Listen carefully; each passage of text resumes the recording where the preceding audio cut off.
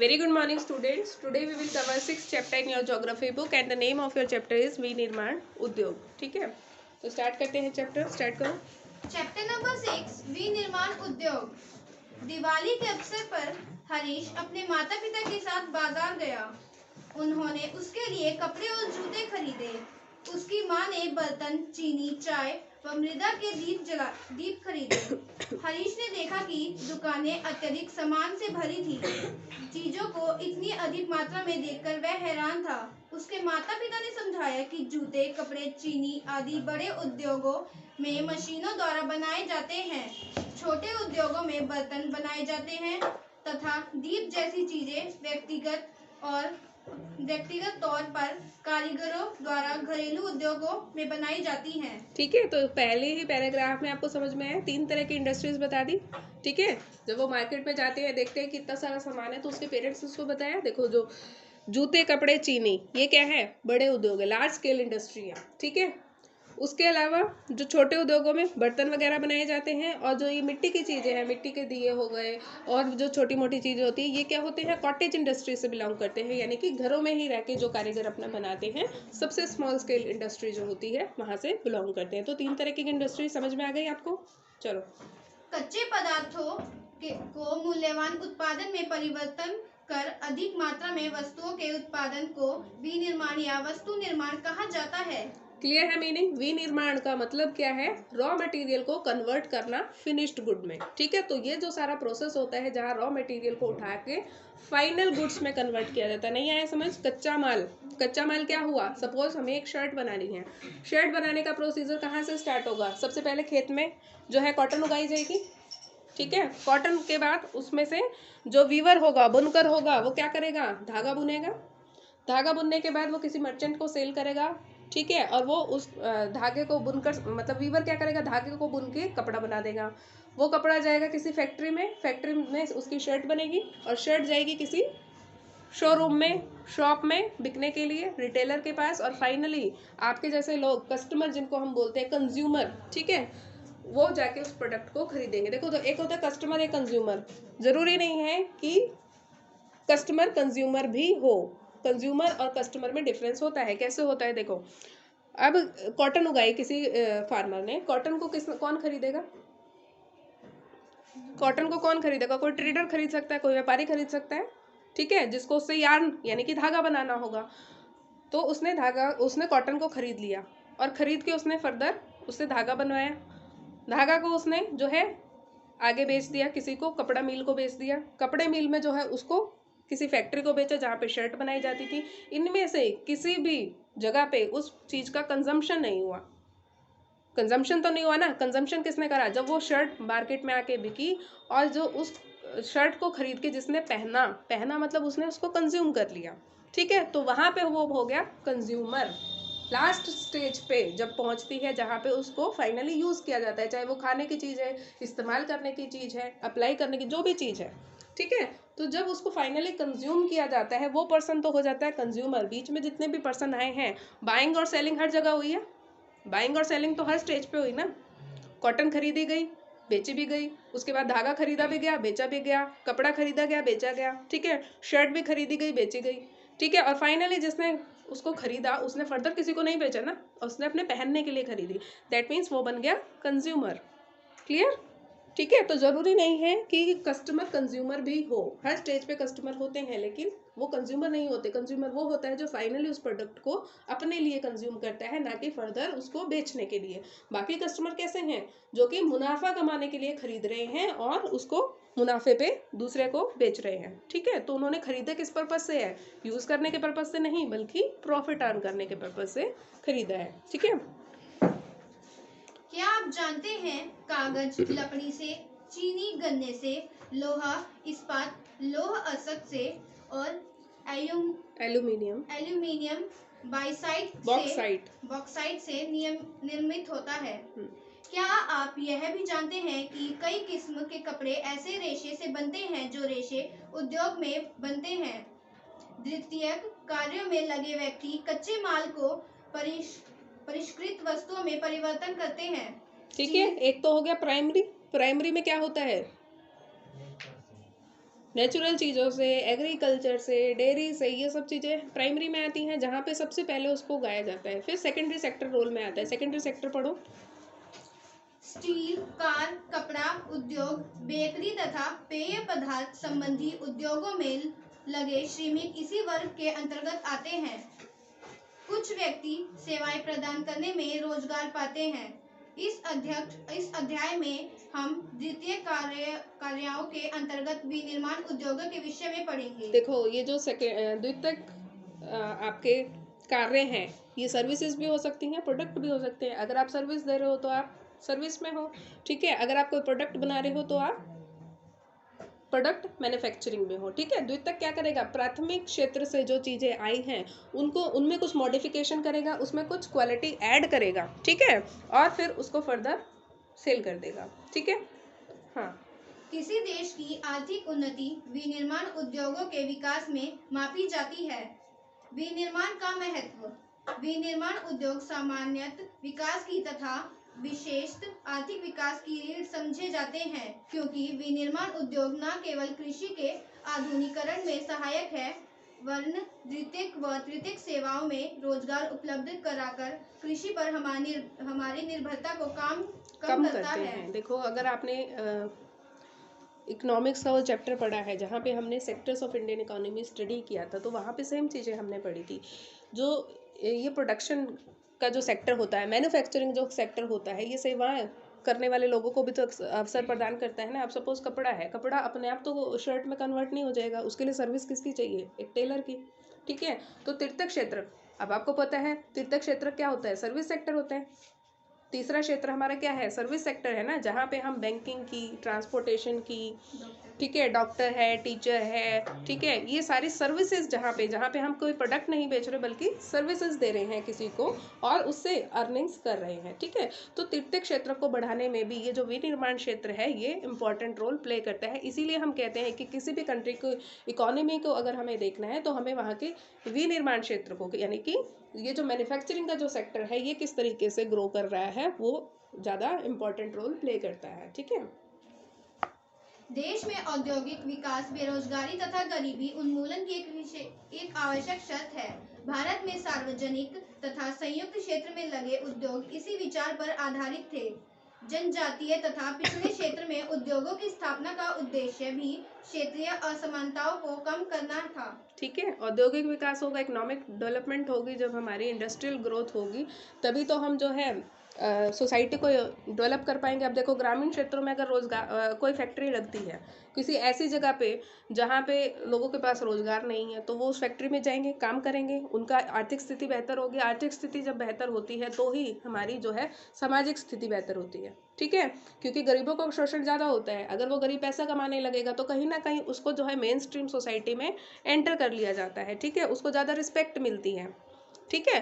तो हमारा जो इकोनॉमिक डेवलपमेंट का गोल है वो कहीं ना कहीं हमारी इंडस्ट्रियल ग्रोथ के पीछे ही छुपा होता है, ठीक है। जैसे जैसे हम इंडस्ट्रियली ग्रो करेंगे, ज़्यादा लोगों को रोजगार मिलेगा, ज़्यादा लोग इकोनॉमिकली जो है वायबल होंगे, ठीक।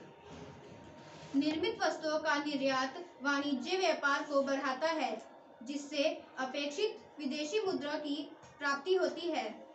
वे देश ही विकसित है जो कच्चे माल को विभिन्न तथा अधिक मूल्यवान तैयार माल में विनिर्मित करते हैं। भारत का विकास विविध व शीघ्र औद्योगिक विकास में निहित है। देखो, एक तो है आप कॉटन बेच रहे हो, ठीक है, और एक आप शर्ट बेच रहे हो। ज़्यादा प्रॉफिट किस में होगा, या ज़्यादा महंगी क्या बिकेगी, शर्ट, ठीक है। तो जब तक आप कच्चे माल को किसी ने उसमें कुछ जो है वैल्यू एडिशन नहीं करते हो तब तक उसकी कीमत नहीं बढ़ती है। वही कंट्री आज के टाइम में डेवलप हो रही है जो कि कुछ वैल्यू एडिशन कर रही है मटेरियल में, ठीक है। अगर आप रॉ मटेरियल सेल करते रहोगे, सपोज आप एक्सपोर्ट करते रहते हो कॉटन का, ठीक है, आप उतना पैसा नहीं अर्न कर पाओगे। उसी कॉटन से आप शर्ट बना के बेचो, ठीक है। कॉटन के जो है कुछ फिक्स, सपोज मान लो 1500 रुपये पर क्विंटल के हिसाब से आप लगाओ, आप बेचोगे एक शर्ट, सिंपल एक शर्ट 1500 रुपये की बिक जाएगी इजीली, 1200-1500 रुपये की। तो क्या है, जब आप वैल्यू एडिशन करके किसी सामान को बेचते हो, यानी कि मटेरियल में कुछ ना कुछ आपने ऐड करा और उसकी वैल्यू को बढ़ाया, तो आप ज़्यादा प्रॉफिट भी अर्न करते हो और ग्रो भी वही कंट्री करती है जो कि इस तरीके से प्रोडक्ट की वैल्यू एडिशन करके उनको मार्केट में एक्सपोर्ट कर रही है या फिर अपने ही देश में बेच रही है, ठीक है। कृषि तथा उद्योग एक दूसरे से पृथक नहीं है। ये एक दूसरे के पूरक हैं। उदाहरणार्थ, भारत में कृषि पर आधारित उद्योगों ने कृषि पैदावार बढ़ोतरी को प्रोत्साहित किया है। ये उद्योग कच्चे माल के लिए कृषि पर निर्भर है तथा इनके द्वारा निर्मित उत्पाद जैसे सिंचाई के लिए पंप, उर्वरक, कीटनाशक दवाएं, प्लास्टिक पाइप, मशीनें व कृषि औजार आदि पर किसान निर्भर है। इसलिए विनिर्माण उद्योग के विकास तथा स्पर्धा से न केवल कृषि उत्पादन को बढ़ावा मिला है, अपितु उत्पादन प्रक्रिया भी सक्षम हुई है। समझ में आया आपको कैसे इंटरडिपेंडेंसी है? देखो एग्रीकल्चर की और बाकी सेक्टर्स की इंटरडिपेंडेंस यहाँ पे आपको बताइए। देखो पहले डायरेक्ट डिपेंडेंस हम समझते हैं कैसे है। कॉटन जो उगा रहा है, ठीक है, अपने खेत में कॉटन उगा रहा है, वो किस एम से उगा रहा है? क्योंकि उसको पता है मार्केट में शर्ट की डिमांड है, तो जो भी कपड़ा बनाने वाली फैक्ट्री है वो आके मुझसे जो है कपड़ा खरीद लेंगी। तो उसको पता है मेरे कॉटन की जो है मार्केट में वैल्यू है, तो वो डिपेंड है किस पे? कपड़ा उद्योग पे। कपड़ा उद्योग के लिए तो मैन्युफैक्चर कर रहे हैं ना वो कॉटन को। वहीं कपड़ा उद्योग की रिक्वायरमेंट क्या है? वो कृषि पे किस तरीके से डिपेंड है। अगर कॉटन ही नहीं उगेगी तो शर्ट बनाएगा कैसे, कपड़ा कैसे बनाएगा? तो यहाँ तो एक डायरेक्ट इंटरडिपेंडेंस हो गई कि अपना सामान, अपना कॉटन बेचने के लिए उसको मार्केट की ज़रूरत है, और मार्केट को यानी कि जो क्लॉथ मेकिंग कंपनी है या शर्ट मेकिंग कंपनी है उसको कपड़ा बनाने के लिए कॉटन की ज़रूरत है। ये डायरेक्ट इंटरडिपेंडेंस हो गई। इनडायरेक्ट देखते हैं कैसे है। अब जैसे मान लो कोई कृषि कॉटन उगा रहा है, ठीक है, अपने खेत में कॉटन उगाई। अब उसको पता है कॉटन तो इस इंडस्ट्री को चाहिए ही चाहिए, जो भी कपड़ा गारमेंट इंडस्ट्री होगी, लेकिन उसको कॉटन उगाने के लिए किन किन चीज़ों की ज़रूरत है? खाद की ज़रूरत है, बीज की ज़रूरत है, उर्वरक की ज़रूरत है, कीटनाशक की ज़रूरत है, ठीक है, केमिकल पेस्टिसाइड्स, ये सब चीज़ों की ज़रूरत है। तो एक मार्केट ये हो गई अलग। तो ये कौन सी मार्केट होगी? ये तो कृषि आधारित तो है लेकिन इनडायरेक्ट है, तो इसका मतलब इन सब चीज़ों की भी डिमांड बढ़ेगी मार्केट में, ठीक है। ये एक अलग इंडस्ट्री खड़ी होगी, ठीक है, जो क्या प्रोवाइड करेगी? किसानों को बीज प्रोवाइड करेगी, कीटनाशक प्रोवाइड करेगी, ठीक है, केमिकल पेस्टिसाइड्स, ये सब चीज़ें, औजार, ट्रैक्टर। एक ट्रैक्टर की भी फिर ट्रैक्टर किसके लिए बनेंगे? फिर खेतों में काम करने के लिए। तो इस तरीके से क्या है, सारे सेक्टर्स एक दूसरे पे डिपेंडेंट है, ना कि इंडिपेंडेंट है। कोई भी सेक्टर इंडिपेंडेंट नहीं है। अब ट्रैक्टर भी जिसने बनाया है वो है तो क्या एक तरीके का, देखो वो नहीं, वो किसके लिए बना रही है? खेत में काम करने के लिए। अगर उसे पता हो कि खेत में मेरा ट्रैक्टर बिकेगा ही नहीं तो फ़ायदा क्या है इतने जो लाखों का ट्रैक्टर बनाने का? उसको भी तो पता है ना कहाँ जाके ये यूज़ होगा। उसी तरीके से एक किसान को पता है कि हल से अगर मैं खेती करने जाऊँगा आज के टाइम में तो मैं कुछ भी प्रोडक्शन नहीं कर पाऊँगा, ठीक है, तो उसको ट्रैक्टर की ज़रूरत है। तो इस तरीके से हर एक इंडस्ट्री एग्रीकल्चर पे डिपेंड है और एग्रीकल्चर खुद बाकी इंडस्ट्रीज़ पे डिपेंडेंट है, ठीक है। आज वैश्वीकरण के युग में हमारे उद्योगों को अधिक प्रतिस्पर्धा तथा सक्षम होने की आवश्यकता है। केवल आत्मनिर्भरता ही काफी नहीं है। हमारी वस्तुएं गुणवत्ता में अंतर्राष्ट्रीय स्तर की ही तभी हम अंतर्राष्ट्रीय बाजार में प्रतिस्पर्धा कर पाएंगे। ठीक है, सिर्फ मैन्युफैक्चर करना ही काफ़ी नहीं होता, एक क्वालिटी भी होनी चाहिए प्रोडक्ट की। आप compete कैसे कर पाओगे? जब आप बेहतर क्वालिटी जो है दोगे कस्टमर को, तभी तो आप compete कर पाओगे। अगर आप लो क्वालिटी का प्रोड्यूस करोगे तो क्या होगा? आप क्वांटिटी तो ज़्यादा बढ़ा रहे हो उसकी, लेकिन क्वालिटी नहीं है, तो वहाँ पे क्या होगा? आपको ज़्यादा डिमांड आपके प्रोडक्ट की नहीं होगी। तो मार्केट में डिमांड क्रिएट करने के लिए आपको क्वांटिटी के साथ साथ क्वालिटी भी देनी पड़ेगी, ठीक है। राष्ट्रीय अर्थव्यवस्था में उद्योगों का योगदान। पिछले दो दशकों से सकल घरेलू उत्पाद में विनिर्माण उद्योग का योगदान 27% में से 17% ही है, क्योंकि 10% भाग खनिज, खनन, गैस तथा विद्युत ऊर्जा का योगदान है। भारत की अपेक्षा अन्य पूर्व एशियाई देशों में विनिर्माण का योगदान सकल घरेलू उत्पाद का 25 से 35% है। पिछले एक दशक में भारतीय विनिर्माण क्षेत्र में 7% प्रति वर्ष की दर से बढ़ोतरी हुई है। बढ़ोतरी की यह दर अगले दशक में 12% अपेक्षित है। वर्ष 2003 में विनिर्माण क्षेत्र का विकास 9 से 10% प्रति वर्ष की दर से हुआ है। उपयुक्त सरकारी नीतियों तथा औद्योगिक उत्पादन में बढ़ोतरी के नए प्रयासों से अर्थशास्त्रियों का अनुमान है कि विनिर्माण उद्योग अगले एक दशक में अपने लक्ष्य पूरा कर सकता है।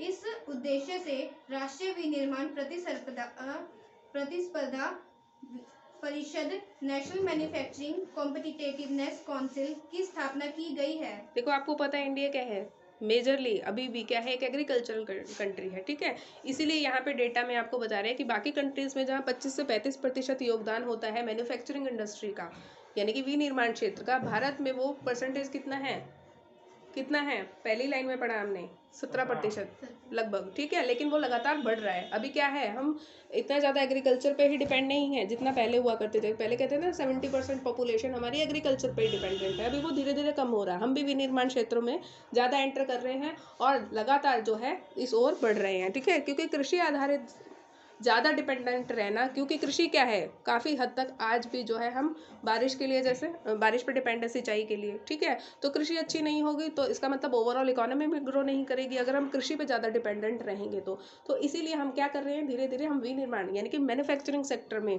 ज़्यादा इन्वेस्ट कर रहे हैं, उसमें ज़्यादा अपना योगदान बढ़ा रहे हैं, ताकि हम भी बाकी जो कंट्रीज़ हैं उनके साथ कहीं ना कहीं जो है कम्पीट कर सकें, ठीक है। कोई बात नहीं, पढ़ लिया तो। अब यहाँ आ जाओ आप, उद्योगों का वर्गीकरण। उद्योगों का वर्गीकरण। रोजमर्रा के इस्तेमाल की विभिन्न औद्योगिक उत्पादों की सूची बनाएं, जैसे ट्रांजिस्टर, बिजली का बल्ब, वनस्पति तेल, सीमेंट, कांच का सामान, पेट्रोल, माचिस, स्कूटर, वाहन, दवाइयाँ आदि। यदि हम विशेष मापदंडों के आधार पर विभिन्न उद्योगों का वर्गीकरण करते हैं तो विनिर्माण को आसानी से समझ सकेंगे। उद्योगों को निम्न प्रकार से वर्गीकृत किया जा सकता है। प्रयुक्त कच्चे माल के स्रोत के आधार पर, कच्चे माल के स्रोत मतलब ओरिजिन कहाँ है, जो हम रॉ मटेरियल यूज कर रहे हैं वो कहाँ से आया है, उसके बेसिस पे हम इंडस्ट्री को डिवाइड कर रहे हैं। पहला हो गया आपका कृषि आधारित, हाँ, इसमें क्या क्या आ गए, सूती वस्त्र, ऊनी वस्त्र, पटसन, रेशम वस्त्र, रबर, चीनी, चाय, कॉफी तथा वनस्पति तेल उद्योग, ठीक है। ये सब क्या प्रोवाइड कर रहे हैं, ये हमें रॉ मटेरियल प्रोवाइड कर रहे हैं और ये किस पे बेस्ड है, कृषि पर बेस्ड है, ठीक है। खनिज आधारित, लोहा तथा इस्पात, सीमेंट, एल्यूमीनियम, मशीन, औजार तथा पेट्रो रसायन उद्योग, ठीक है। अब जैसे आपको पता है लोहे से क्या क्या चीजें बन सकती हैं, ठीक है। तो ये लोहा जो है रॉ मटेरियल, यानी कि ये खनिज आधारित हो गया रॉ मटेरियल हमारा, जो कि आगे चल के जैसे गाड़ियाँ बनाने में, कार मैन्युफैक्चरिंग में, बर्तन बनाने में, अलग अलग जगह as a raw material use होगा, ठीक है। प्रमुख भूमिका के आधार पर आधारभूत उद्योग, जिनके उत्पादन या कच्चे माल पर दूसरे उद्योग निर्भर हैं, जैसे लोहा, इस्पात, तांबा प्रगलन व एल्यूमीनियम प्रगालन उद्योग, ठीक है। ये सब बेसिक है, इतने बेसिक हैं कि मतलब देखो, अब इससे क्या है, लोहे से कार भी बन सकती है, लोहे को फर्दर एल्यूमिनियम से आप जो है बर्तन भी बना सकते हो, ठीक है। तो ये क्या है, बिल्कुल बेसिक कमोडिटीज है जो बहुत सारी इंडस्ट्रीज में as a raw material use होती हैं, ठीक है। उपभोक्ता उद्योग, जो उत्पादन उपभोक्ताओं के सीधे उपयोग हेतु करते हैं, जैसे चीनी, दंतमंजन, कागज, पंखे, सिलाई मशीन आदि। ये तो क्या हो गए, जिनको डायरेक्ट हम कंज्यूम कर रहे हैं, ठीक है। पहले वाले कौन से थे, जिनको हम कन्वर्ट करेंगे, ठीक है, रॉ मटेरियल को कन्वर्ट करेंगे हम, किस वैल्यू एडिशन करेंगे और उसके बाद उनको यूज करेंगे, ठीक है। तो ये समझ में आ गया, आगे चलो। पूंजी निवेश के आधार पर, कैपिटल किस हिसाब से इन्वेस्ट होती है उसके आधार पर हम बांट रहे हैं। एक लघु उद्योग को परिसंपत्ति की एक इकाई पर अधिकतम निवेश मूल्य के परिप्रेक्ष्य में परिभाषित किया जाता है। यह निवेश सीमा समय के साथ परिवर्तन होती रहती है। अधिकतम स्वीकार्य निवेश के आधार पर की जाती है। यह निवेश मूल्य समय के साथ बदला गया है। वर्तमान में अधिकतम निवेश 1 करोड़ रुपए तथा स्वीकार्य है। ये अभी भी चेंज हो गया, मतलब देखो हमने क्या करते हैं, हम इंडस्ट्रीज को ना कैटेगराइज करते हैं कि अगर आपकी कैपिटल इतनी है तो आप इस श्रेणी में आते हो, ठीक है। यहाँ पे अभी 1 करोड़ बताइए, लेकिन फिर भी हम इसको एक बार चेक करेंगे नेट से कि आज के टाइम में कितनी है ये अमाउंट, ठीक है। कि अगर आपकी कैपिटल 1 करोड़ की है तो आप लघु उद्योग में आएंगे, अगर हम इसके हिसाब से चले। दूसरे में है तो सपोज 20 करोड़ या 30 करोड़ हो सकती है तो आप मीडियम में आते हैं, उससे ज़्यादा है तो आप फिर लार्ज स्केल इंडस्ट्री में आते हैं। तो कैपिटल के बेसिस पे कितनी कैपिटल आपने इन्वेस्ट करी है उसके बेसिस पे हम कैटेगरी डिफाइन कर रहे हैं अलग अलग उद्योगों की, ठीक है।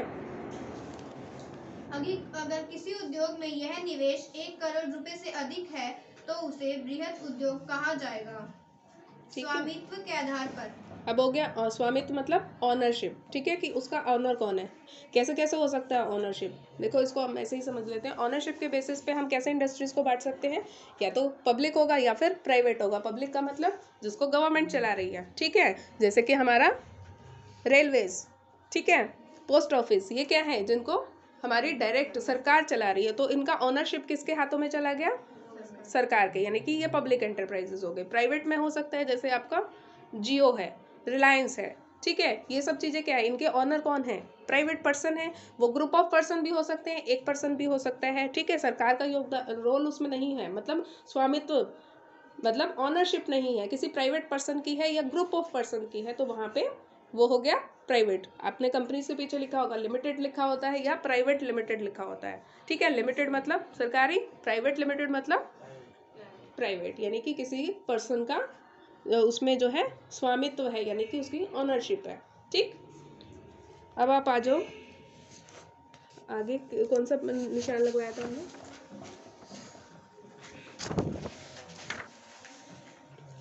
इम्पोर्टेंट 74 पे आ जाओ, 75।